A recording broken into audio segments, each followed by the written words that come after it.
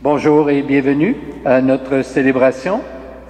Nous sommes déjà rendus à la mi-carême, à la mi-parcours de ce temps de conversion avant la Pâque. Et la liturgie d'aujourd'hui, la liturgie de la parole, nous allons voir qu'elle est très riche. En particulier, elle nous indique deux belles qualités de notre Dieu, celle de la patience et de la tendresse. Frères et sœurs, nous sommes rassemblés au nom du Père et du Fils et du Saint-Esprit. Amen. Que Jésus, notre Seigneur, source de miséricorde et de patience, soit toujours avec vous. Dans sa miséricorde, Dieu sait attendre patiemment notre réponse à son alliance. Accueillons son pardon pour que nous puissions produire de bons fruits.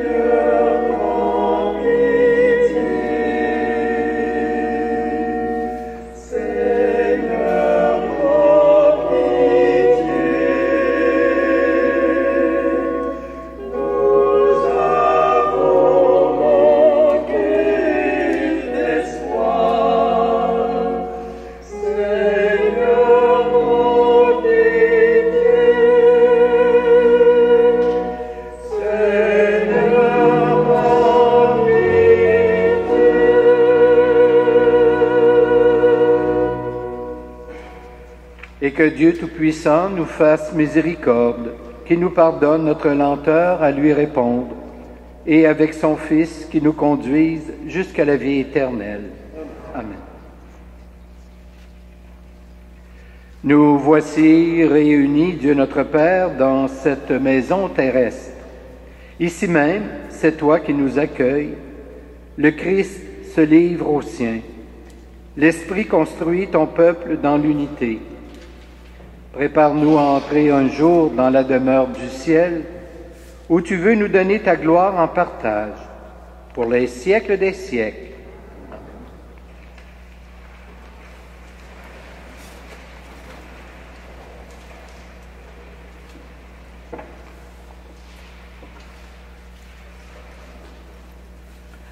Première lecture du livre de l'Exode.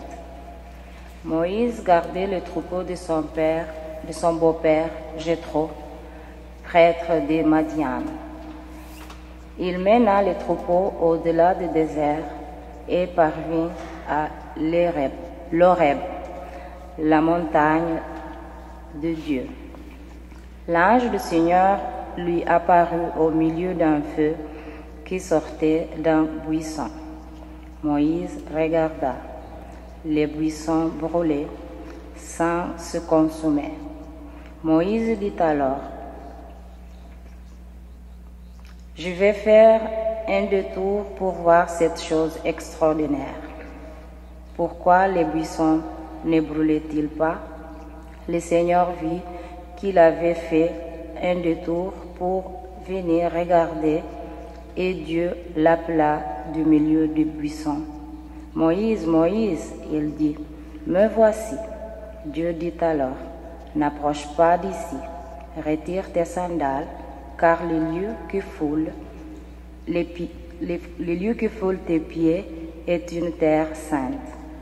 Je suis le Dieu de ton père, Dieu d'Abraham, Dieu d'Isaac, Dieu de Jacob. » Moïse se voila le visage, car il craignait de porter son regard sur Dieu. Le Seigneur dit à Moïse, « J'ai vu, oui, j'ai vu la misère de mon peuple qui est en Égypte, et j'ai entendu ses cris sous les coups des chefs des corvées. Oui, je connais ses souffrances. Je suis descendu pour le délivrer de la main des Égyptiens et le faire monter de cette terre vers une terre spacieuse et fertile, vers une terre ruisselante de lait et du miel, vers les pays de Canaan.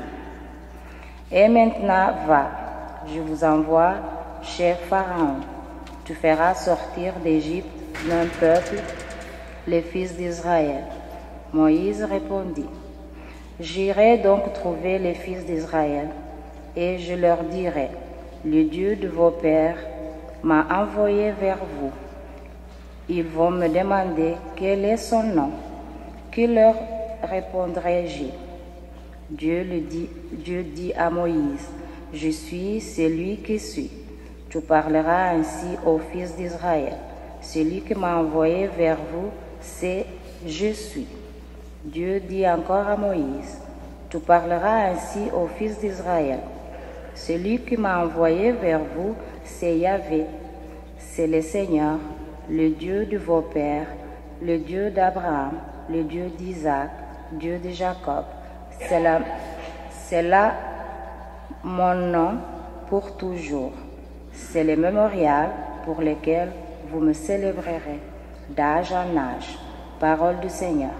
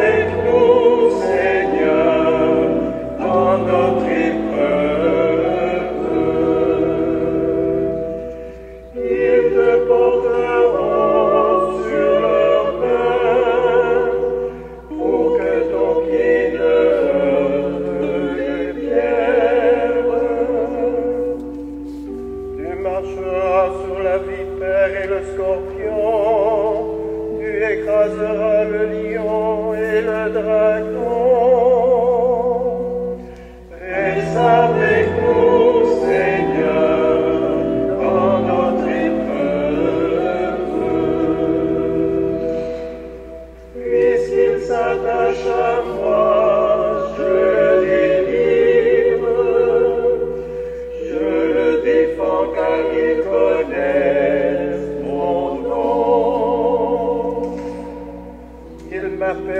Moi je lui réponds, je suis avec toi dans son épreuve.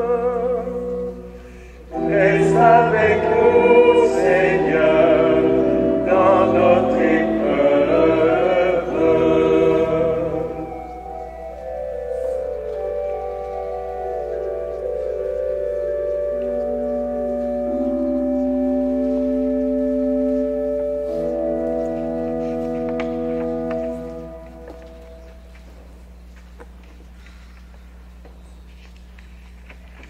Lecture de la première lettre de Saint Paul apôtre aux Corinthiens.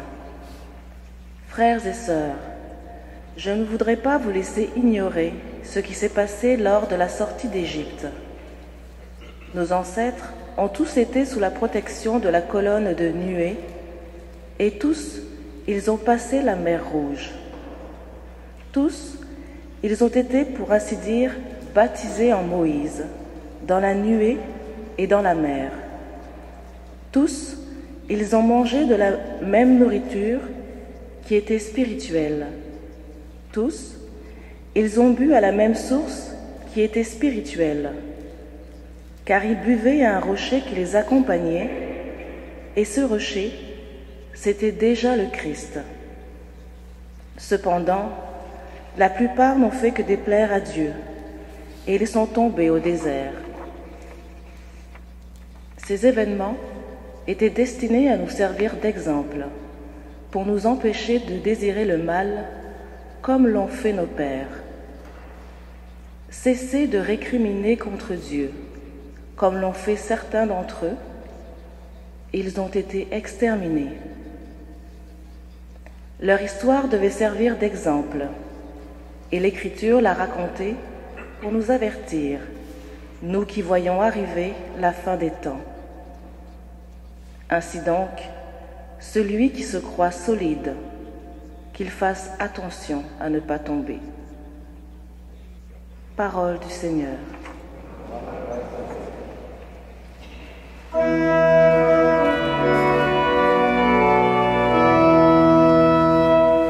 Gloire au Christ, parole éternelle du Dieu vivant. Gloire à toi, Seigneur.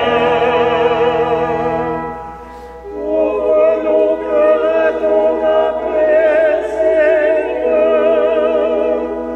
Donne-nous la joie d'être sauvés. Gloire au Christ, parole éternelle du Dieu vivant. Gloire à toi, Seigneur. Gloire à toi, Seigneur.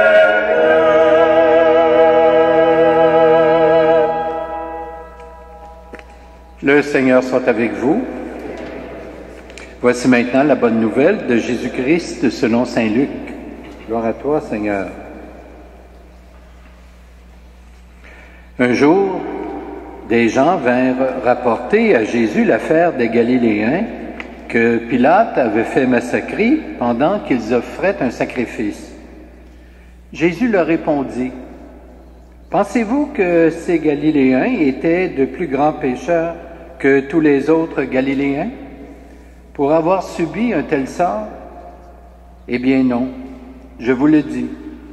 Et si vous ne vous convertissez pas, vous périrez tous comme eux. » Et ces 18 personnes tuées par la chute de la tour de Siloé, pensez-vous qu'elles étaient plus coupables que tous les autres habitants de Jérusalem? Eh bien non, je vous le dis. Et si vous ne vous convertissez pas, vous périrez tous de la même manière. Jésus leur disait encore cette parabole. Un homme avait un figuier planté dans sa vigne. Il vint chercher du fruit sur ce figuier et n'en trouva pas. Il dit alors à son vigneron, « Voilà 3 ans que je viens chercher du fruit sur ce figuier et je n'en trouve pas. Coupe-le. À quoi bon le laisser épuiser le sol? » Mais le vigneron lui répondit, « Seigneur, laisse-le encore cette année. le temps que je bêche autour pour y mettre du fumier. Peut-être donnera-t-il du fruit à l'avenir. Sinon, tu le couperas. Acclamons la parole de Dieu.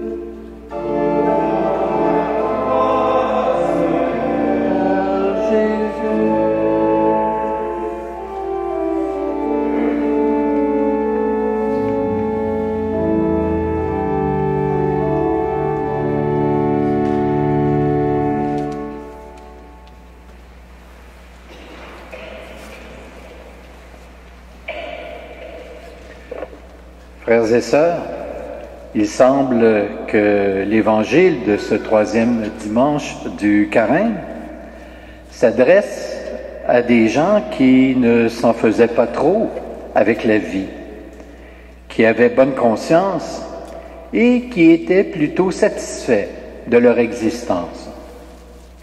Ils n'étaient pas voleurs, ils n'exploitaient pas leurs prochains, ils éduquaient leurs enfants comme il convient. Chaque jour du sabbat, ils se rendaient à la synagogue pour prier. De braves gens, quoi.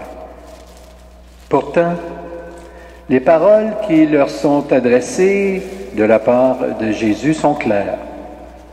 Si vous ne vous convertissez pas, vous périrez tous. À entendre cet appel, on sent bien que Jésus veut réveiller ses auditeurs, leur faire prendre conscience de l'importance de changer de vie et leur faire voir que ça presse. Il n'y a pas de temps à perdre. Il est toujours un peu difficile de prendre très au sérieux un tel appel, et plus difficile encore de réaliser qu'il s'adresse à chacun et chacune d'entre nous. Et pourtant, est-elle si chrétienne que ça, notre vie? Mettons-nous vraiment et sérieusement en pratique tous les enseignements du Christ? Sommes-nous, dans chacun de nos milieux, sel et lumière pour les autres? Convertissez-vous. Le mot est ancien, usé, et parfois il agace même. Cependant, il concerne toujours une réalité actuelle. La nécessité de changer quelque chose à nos manières de penser et à nos manières de vivre, pour que celles-ci soient de plus en plus conformes aux exigences de l'Évangile. L'Évangile proclame qu'il n'est pas chrétien de se complaire de son propre bien-être, alors que d'autres sont dans l'indigence. Durant ce présent carême que nous sommes en train de vivre, jusqu'où acceptons-nous de partager ce que nous possédons?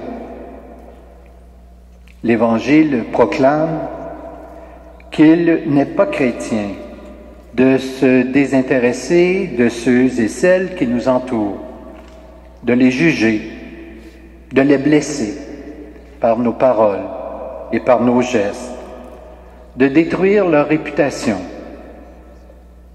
Durant ce carême, que faisons-nous pour les aimer davantage? Tout l'enseignement de Jésus proclame qu'on ne peut pas vivre en vrai chrétien sans avoir le souci du bonheur des autres. Or, les occasions de vivre pour les autres ne manquent pas. Il existe en effet dans notre société et aussi dans notre paroisse même des organismes qui travaillent à améliorer le sort de bien des gens.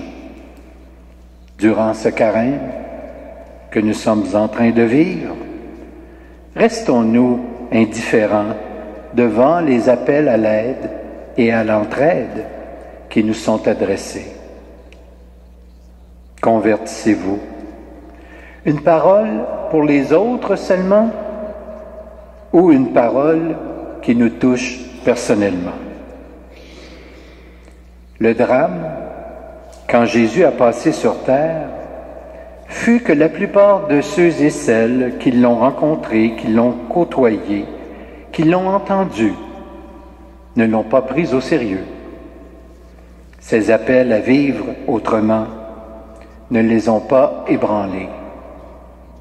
Le drame d'aujourd'hui, c'est que les mêmes appels continuent de retentir et que nous continuons souvent de faire comme si de rien n'était, la conscience tranquille, quoi.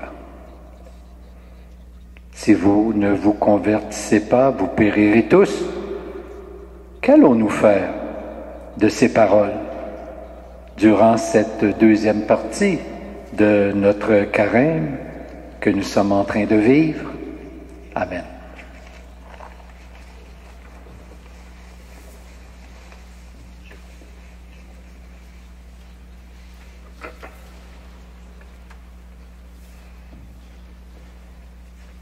Je vous invite maintenant à vous lever pour qu'ensemble, nous puissions professer notre foi en chantant.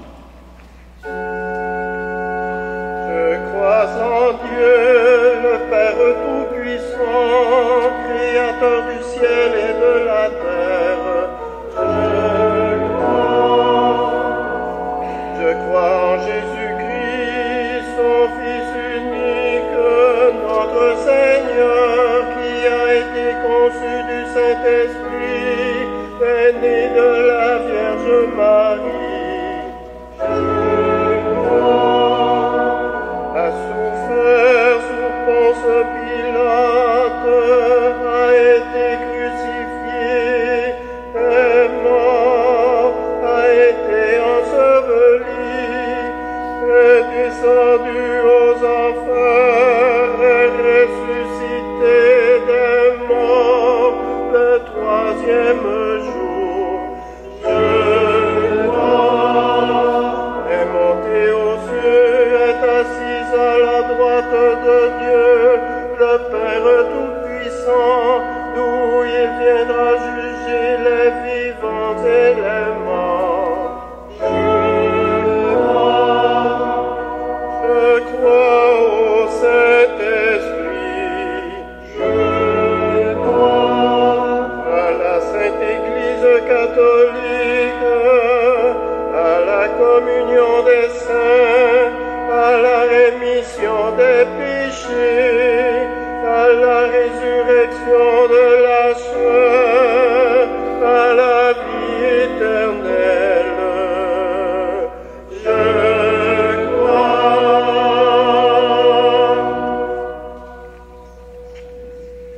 Dieu est patience et bonté. Il ne désespère jamais de ses enfants.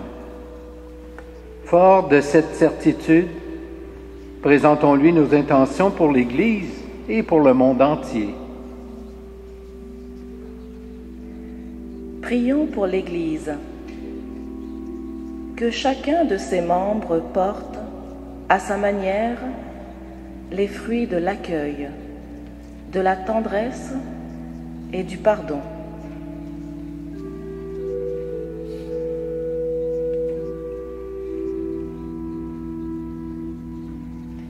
Prions pour les chefs d'État,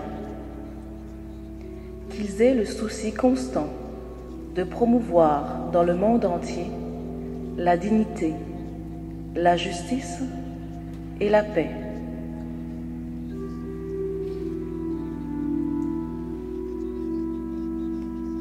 Prions pour les familles qui pleurent la perte de l'un des leurs à la suite d'une guerre, d'un attentat ou d'une catastrophe naturelle.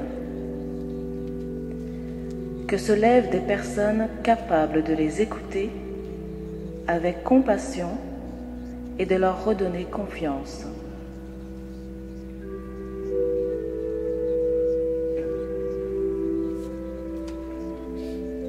Prions pour nous tous ici rassemblés, que nous ayons le souci de servir nos frères et sœurs et de leur donner de l'espérance et d'entrer avec eux dans le bonheur de Dieu.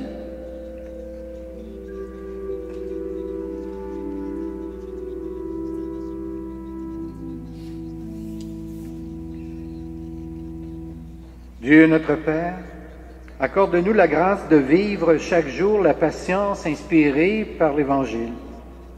Nous contribuerons par ces bons fruits à l'alliance nouvelle et éternelle inaugurée par Jésus, ton Fils, notre Seigneur.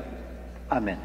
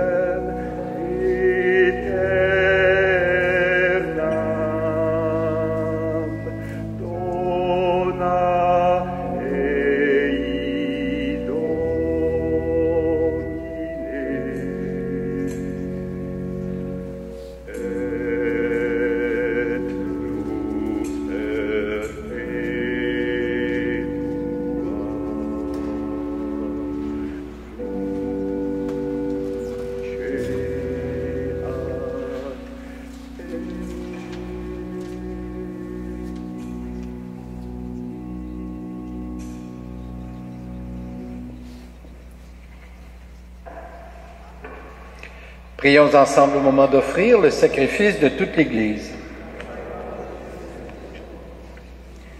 Que cette Eucharistie nous obtienne, Seigneur, à nous qui implorons ton pardon, la grâce de savoir pardonner à nos frères et sœurs, par Jésus le Christ, notre Seigneur.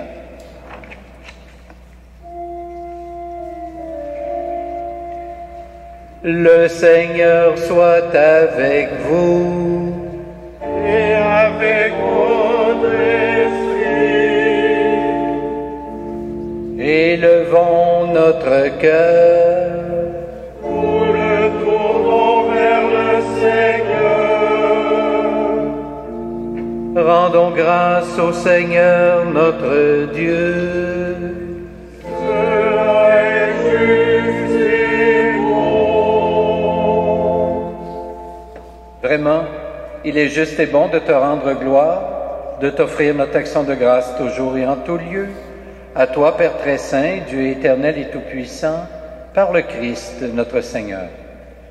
Car chaque année, tu accordes aux chrétiens et chrétiennes de se préparer aux fêtes pascales dans la joie d'un cœur purifié. De sorte qu'en se donnant davantage à la prière, en témoignant plus d'amour pour le prochain, fidèles aux sacrements qui les ont fait renaître, ils soient comblés de la grâce que tu réserves à tes fils et à tes filles.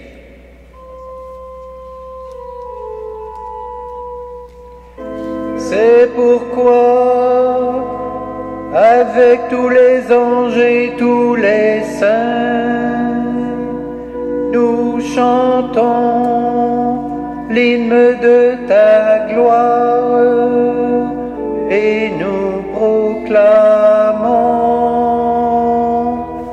Saint, Saint, Saint le Seigneur, Dieu de l'univers. Saint, Saint, Saint le Seigneur, Dieu de l'univers. Le ciel et la terre sont remplis de ta gloire. Hosanna au plus haut des cieux. Hosanna au plus haut des cieux. Béni soit celui qui vient au nom du Seigneur.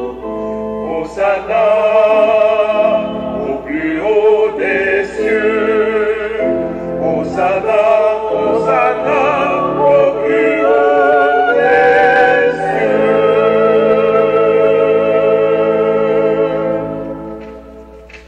Dieu de l'univers, nous te rendons grâce pour Jésus, ton Fils, venu dans notre monde en ton nom.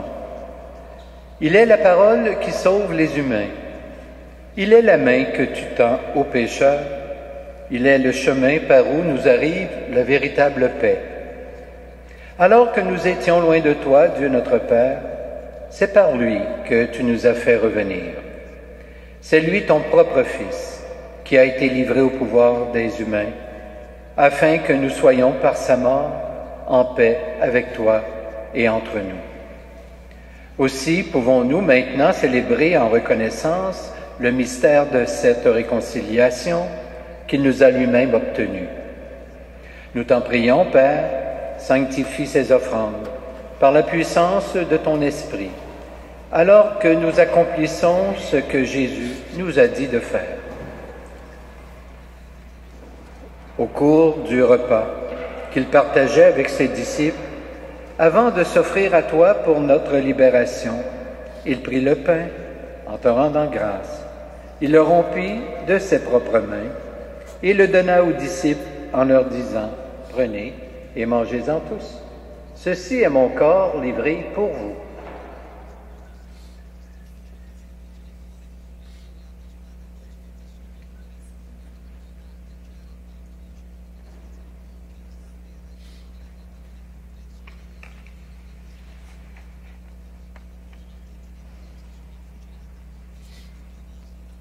De la même façon, ce soir-là, tenant entre ses mains la coupe de bénédiction, il te rendit grâce pour ta miséricorde. Puis il donna la coupe à ses disciples en leur disant, « Prenez et buvez-en tous, car ceci est la coupe de mon sang, le sang de l'alliance nouvelle et éternelle, qui sera versé pour vous et pour la multitude, en rémission des péchés. Vous ferez cela en mémoire de moi. »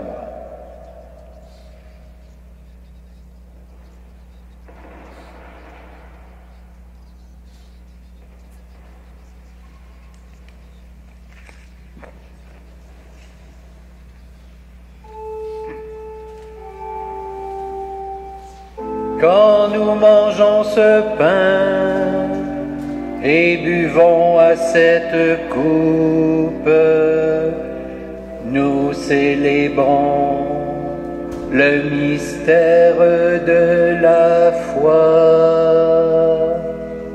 Nous rappelons ta mort, Seigneur ressuscité.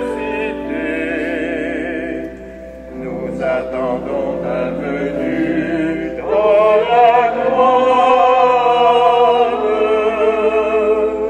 Nous attendons ta venue dans la gloire.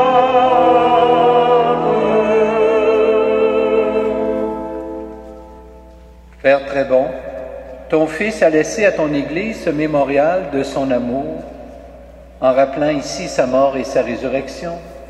Nous te présentons cette offrande qui vient de toi, le sacrifice qui nous rétablit dans ta grâce. Accepte-nous aussi avec ton Fils bien-aimé. Donne-nous dans ce repas ton Esprit Saint, qu'il fasse disparaître les causes de nos divisions, qu'il nous établisse dans une charité plus grande, en communion avec le pape François, notre évêque Christian, le collège épiscopal et ton peuple tout entier. Fais de ton Église en ce monde le signe visible de l'unité et la servante de la paix. Et comme tu nous rassembles ici dans la communion de la bienheureuse Mère de Dieu, la Vierge Marie, Saint Joseph son époux, et de tous les saints et saintes du ciel, autour de la table de ton Christ, daigne rassembler un jour les hommes et les femmes de tout pays, de toute langue, de toute race et de toute culture au banquet de ton royaume. Alors nous pourrons célébrer l'unité enfin accomplie et la paix définitivement acquise par Jésus le Christ notre Seigneur.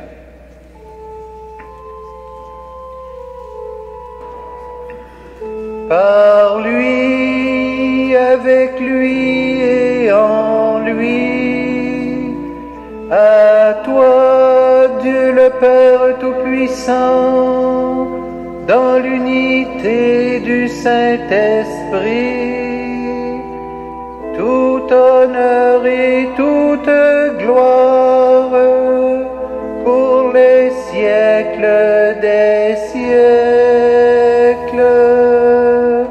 Amen, amen, amen,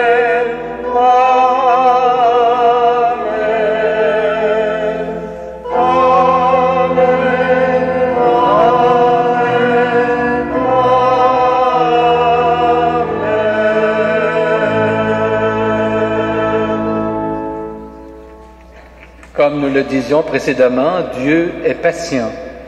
Il ne s'étonne pas que nous tournions encore vers lui pour lui adresser avec ferveur toujours nouvelle les prières que son Fils nous a enseignées. Notre Père, qui es aux cieux, que ton nom soit sanctifié, que ton règne vienne, que ta volonté soit faite sur la terre comme au ciel. Donne-nous aujourd'hui notre pain de ce jour. Pardonne-nous nos offenses, comme nous pardonnons aussi à ceux qui nous ont offensés. Et ne nous soumets pas à la tentation, mais délivre-nous du mal.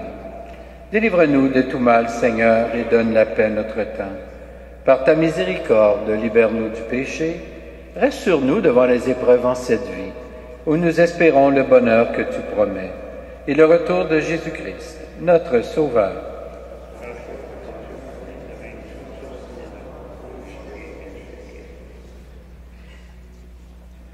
Seigneur Jésus-Christ, tu as dit à tes apôtres, je vous laisse la paix, je vous donne ma paix. Ne regarde pas nos péchés, mais plutôt la foi de ton Église. Et pour que ta volonté s'accomplisse, donne-lui toujours cette paix et conduis-la vers l'unité parfaite, toi qui règnes pour les siècles des siècles. Que la paix du Seigneur soit toujours avec vous. Échangeons un signe de paix entre nous.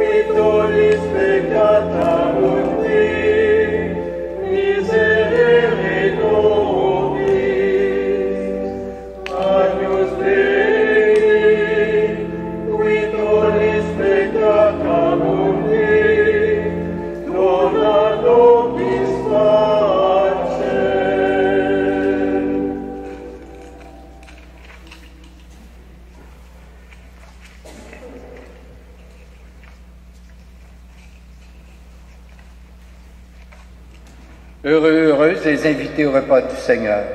Voici l'agneau de Dieu qui enlève le péché du monde. Seigneur, je ne suis pas digne de te recevoir, mais dis seulement une parole et je serai guéri. Que le corps du Christ nous garde pour la vie éternelle. Pour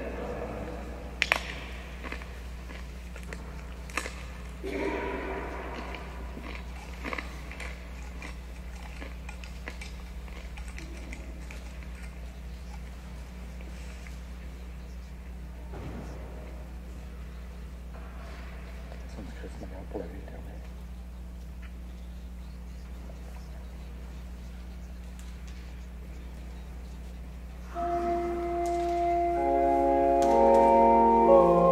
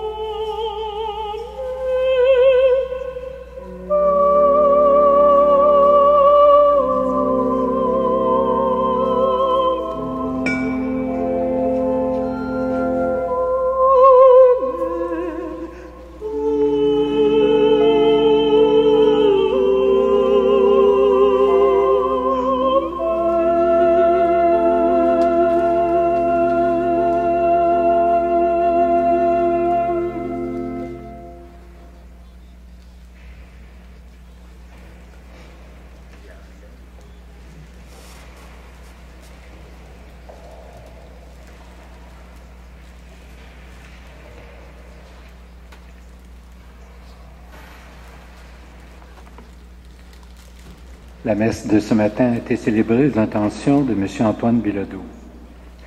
Prions le Seigneur.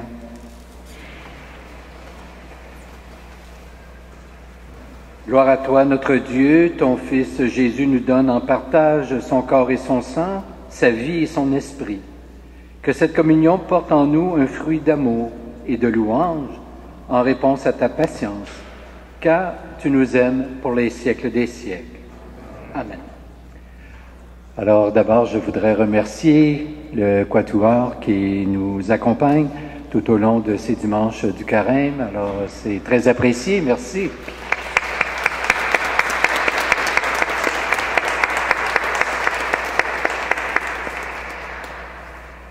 Vendredi et samedi prochain, il y aura, suite au pape François qui a décrété l'année de Sainte de la Miséricorde, il y aura un 24 heures pour le Seigneur en cette année de la Miséricorde qui aura lieu en 3 temps. Quand vous quitterez l'Église, si vous ne l'avez pas déjà, il y a de la publicité sur les tables.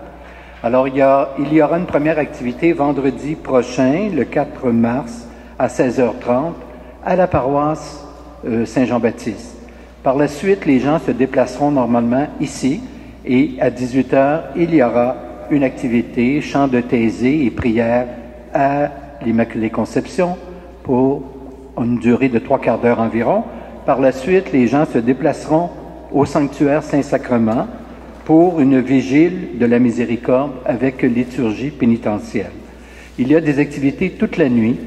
Il y a des confessions toute la nuit pour ceux et celles qui le désirent. Et en ce qui nous concerne, pour l'Immaculée Conception, nous aurons l'animation d'une activité d'adoration et de prière de 23h à minuit, le vendredi toujours 4 mars. Donc ça se poursuit toute la nuit jusqu'au samedi 14h30 avec un récital d'orgue au sanctuaire également. Alors vous pourrez vous renseigner comme tel. Immédiatement après cette messe, dans 2 minutes, je me dirige à l'arrière et il y aura assemblée des paroissiens tels que vous avez été informés récemment pour élire 2 marguilliers. Vous savez que ce sont le conseil d'administration en quelque sorte de la paroisse où ils sont au nombre de 6. Nous en avons 4 actuellement, il en manque 2. Alors ça suppose évidemment une réunion par mois, minimalement, parce que par la suite, il faut aussi prendre des dossiers. Il y a des dossiers à se partager parce que c'est pour gérer tout l'aspect matériel, financière de la paroisse et il y a beaucoup de dossiers à se partager comme, par exemple, s'occuper des bénévoles, s'occuper des assurances, s'occuper des bâtiments. Alors, vous savez, c'est une tâche importante et le prêtre ne peut pas tout faire. Donc, on a besoin de main-d'œuvre et c'est bénévole, il faut être paroissien. Alors, ceux et celles qui voudront présenter des paroissiens à cette assemblée, je vous rencontre dans 1 minute. À l'arrière, s'il vous plaît. Merci. Je vais maintenant vous souhaiter un bon dimanche, une belle semaine, une bonne poursuite de carême et je vais vous bénir. Le Seigneur soit avec vous. Que Dieu Tout-Puissant vous bénisse, le Père, le Fils et le Saint-Esprit. Amen. Allons, dans la paix du Christ, nous rendons grâce à Dieu.